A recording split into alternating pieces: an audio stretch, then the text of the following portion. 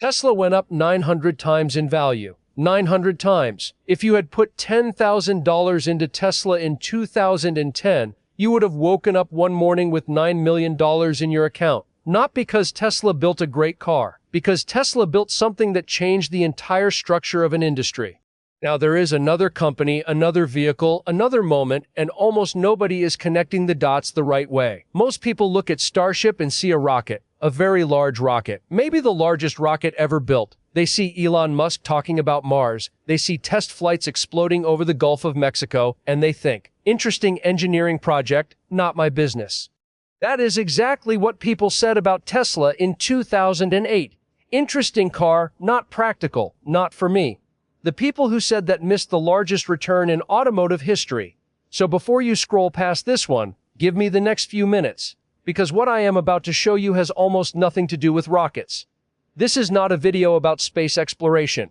This is a video about whether we are watching the construction of an entirely new economic infrastructure. An infrastructure, in every single case throughout modern history, has always been worth more than the vehicles that use it. Let us start with the number that nobody is talking about the right way. Right now, sending 1 kilogram of cargo into orbit costs approximately $1,500 using the best available rockets. That is the current market rate, the best in the industry. Before SpaceX came along, NASA was launching cargo on the Space Launch System at $43,000 per kilogram. $43,000 per kilogram.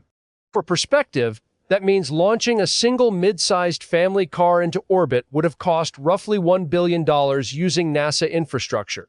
Starship is targeting $50 per kilogram. Not $50,000. Not $5,000. $50. That is an 860 times reduction from what NASA was spending. That is not a technological improvement. It is a complete restructuring of what is possible. When the cost of doing something drops by 860 times, the thing does not get cheaper. The thing becomes a different thing entirely. It stops being a luxury and starts being a tool. It stops being an experiment and starts being an industry. Think about container shipping. Before the standardized container was invented in the 1950s, moving goods across oceans was expensive, slow, and unpredictable. Dock workers loaded cargo by hand. Every port had different systems. Shipping a refrigerator from New York to London was so expensive that most companies simply did not do it. Then the metal container arrived. Suddenly, cargo costs dropped by 90%. And what happened? Global trade exploded. Walmart was born. The entire modern supply chain, every product in your house that was manufactured somewhere else, exists because the cost of moving things across oceans dropped to almost nothing. That is not a shipping story. That is an economy story. Starship is the container box. The question is what gets built on top of it. Here is where it gets very real very fast. You have heard of Starlink. Elon Musk's satellite internet company. By the end of 2025, Starlink had 9.2 million customers. 9.2 million paying subscribers, adding roughly 22,000 new customers every single day by the fourth quarter of 2025. At that rate, Starlink is adding the equivalent of a mid-sized American city's worth of internet subscribers every single week. The revenue number for 2025 was $10.4 billion. That is not a side project. That is a telecom company. And Starlink represents 79% of SpaceX's total revenue. Most people think SpaceX is a rocket company. It is actually an internet company that uses rockets as delivery trucks. And the delivery trucks are about to get dramatically more powerful. Each Starship flight can carry 60 of the next-generation Starlink satellites at once. The economies of scale are almost incomprehensible. As launch costs drop, more satellites go up. More satellites mean better coverage. Better coverage means more subscribers. More subscribers mean more revenue. More revenue funds more launches. This flywheel does not need Mars to work. It is already working, right now, today. But here is where the story gets genuinely surprising. In January of 2026, SpaceX filed an application with the Federal Communications Commission for a constellation of 1 million satellites. 1 million. The current Starlink constellation has roughly 10,000 satellites. They are proposing to launch 100 times that number. And the stated purpose is not internet service. The stated purpose is orbital data centers. Let that sink in for a moment. Orbital data centers. computer servers in space, powered by continuous solar energy, providing computing power to the planet below. The justification given in the filing was, and I am paraphrasing closely, to accommodate the explosive growth of data demands driven by artificial intelligence. This is where two of the most consequential technologies of our era, artificial intelligence and low-cost orbital access, begin to converge. AI requires enormous amounts of computing power. That computing power requires enormous amounts of electricity. Data centers in the United States already consume more electricity than some entire countries.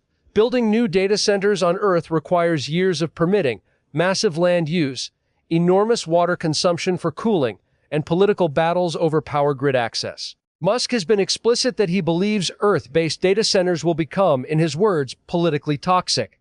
Space solves most of those problems at once. Continuous sunlight means continuous solar power. No water cooling needed. No land use battles. No grid constraints. If Starship can make orbital access cheap enough, building the world's computing infrastructure in orbit stops being science fiction and starts being an engineering project. The kind of engineering project that generates hundreds of billions of dollars in annual revenue. Now let us talk about the historical comparisons, because this is where the pattern becomes undeniable. In the 1860s and 1870s, railroad companies in the United States were building track across territories that had no cities, no customers, no obvious reason to exist. Investors thought they were insane. Why build a railroad to Kansas when nobody lives in Kansas? What happened instead was that the railroad did not follow civilization. It created civilization. Towns appeared wherever the railroad stopped. Markets formed around the infrastructure. Farmers could suddenly sell crops to cities 1,000 miles away. Industries that were impossible before the railroad, mass-manufactured goods, national retail, the modern food supply chain, all became possible because the cost of moving things across the continent dropped by 90%. The internet followed the exact same pattern in the 1990s. In 1994, if you told someone that the most valuable company in the world in 2024 would be a company that let you search for websites, or a company that let strangers sleep in each other's houses, or a company that delivered books faster than your local bookstore, they would have looked at you like you were unstable. None of those businesses could exist without the infrastructure layer underneath them. The internet did not create Amazon. The internet enabled Amazon. The infrastructure created the conditions. The entrepreneurs built the businesses. This is precisely the argument being made by serious investors with serious money about Starship. Chad Anderson, an early SpaceX investor who runs Space Capital, said explicitly that Starship, and I am closely paraphrasing, is what enables all of these businesses. Starlink, orbital data centers, a lunar base, eventually a Mars colony. He is not framing Starship as a rocket. He is framing it as an enabling layer. The same way TCP/IP was not the internet, but made the internet possible. Starship may not be the space economy, but may make the space economy possible. The market projections from mainstream financial institutions are starting to reflect this. The World Economic Forum and McKinsey project the global space economy growing from $630 billion in 2023 to $1.8 trillion by 2035. Morgan Stanley projects $1.1 trillion by 2040. Goldman Sachs says at least $1.5 trillion by 2040. Bank of America has a scenario that reaches $3 trillion. Multiple major financial institutions, not space enthusiasts, not rocket fans, but institutions whose entire job is to forecast economic reality, are converging on a number between $1 and $3 trillion for the space economy within the next 15 to 20 years. And Starship is the mechanism that unlocks most of it. SpaceX's own IPO prospectus, the document they prepared for potential investors, suggests a total addressable market that approaches $28 trillion when you include orbital data centers, satellite communications, in-space manufacturing, and interplanetary infrastructure. $28 trillion. That is larger than the entire current GDP of the United States. Now here is the part where I owe you the other side of this story, because if I do not give you the counter-arguments, you should not trust anything I have just told you. Starship has not proven itself yet. Of the test flights conducted in 2025, 3 out of 5 ended in what SpaceX very cheerfully calls rapid unscheduled disassembly, which is the engineer's way of saying it exploded. Test explosions scattered debris over the Caribbean. Commercial flights were diverted around the hazard zones. The FAA expanded restricted airspace around launch sites. SpaceX lost $5 billion in 2025. $5 billion. And the company's current valuation, somewhere around $1.7 trillion according to some early investor estimates, is a valuation that presupposes Starship succeeds. The regulatory pathway is genuinely uncertain. The FCC application for 1 million satellites was filed in January of 2026 and has not been approved. The FAA regulatory process for commercial Starship operations has been a years-long battle. International objections to debris and airspace disruption are real and growing. Political risk is real. Anti-Musk sentiment in Europe and among significant portions of the American population could translate into regulatory obstacles that have nothing to do with engineering. And there is a deeper structural risk that almost nobody is discussing. There is no backup. No other company is pursuing a Starship-scale vehicle. Nobody else is even close. Which means that if SpaceX fails, stumbles badly, faces a catastrophic accident, or becomes politically unsustainable, the entire ecosystem that depends on Starship-scale economics collapses with it. This is a single point of failure for an infrastructure layer that is being priced as if it has already succeeded. Here is my question for you, and I genuinely want to know what you think, so leave it in the comments. Given everything you just heard, the cost revolution, the orbital data centers, the Starlink flywheel already generating $10 billion a year, the historical parallels to the railroads and the internet, and the very real risks of regulatory failure, technical failure, and political disruption, where do you think Starship fits in the next decade? Is this the infrastructure layer that defines the next economy? Or is this the most expensive experiment in history that is being priced as if it has already won? Let me leave you with this.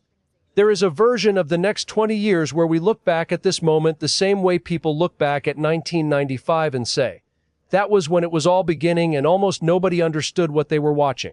The people who understood that the internet was not a faster library, but an entirely new economic layer, built extraordinary wealth.